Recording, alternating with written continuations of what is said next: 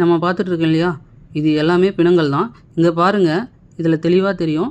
கால் ஒன்று நீட்டிகிட்டு இருக்கும், கால் அப்படியே வெளியே தெரியும். அது மட்டும் இல்லாமல் நம்ம பார்க்கும்போது தான் ஒரு சடலத்தை கொண்டு வந்தாங்க. வந்துட்டு இந்த கங்கையில் தான் அவங்கள புனித நீராடுவாங்க. அதாவது வந்து பார்த்திங்கன்னா, அவங்களோட பாவத்தை எல்லாம் போக்குறதுக்கு இந்த கங்கையில் தான் மூழ்கி எடுப்பாங்க. அப்படி எடுத்து வெளியே கொண்டு வருவாங்க. கொண்டு வந்தவங்களுக்கு திரும்பவும் ஒரு 3 சொட்டு தண்ணியை உள்ளேருந்து கங்கையிலேருந்து கொண்டு வந்து அதை அவங்களோட வாயில் விடுவாங்க.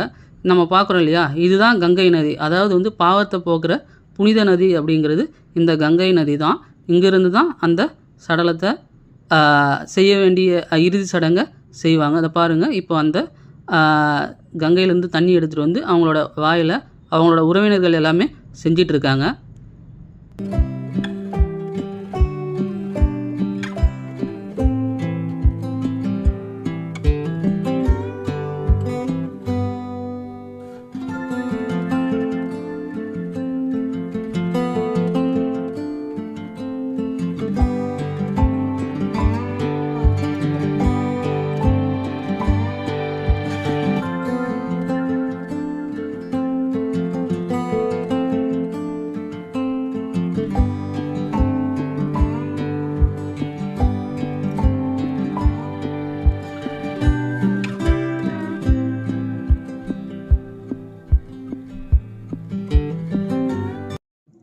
உங்களுக்கு ஒரு விஷயத்தை சொல்ல மறந்துட்டேன்.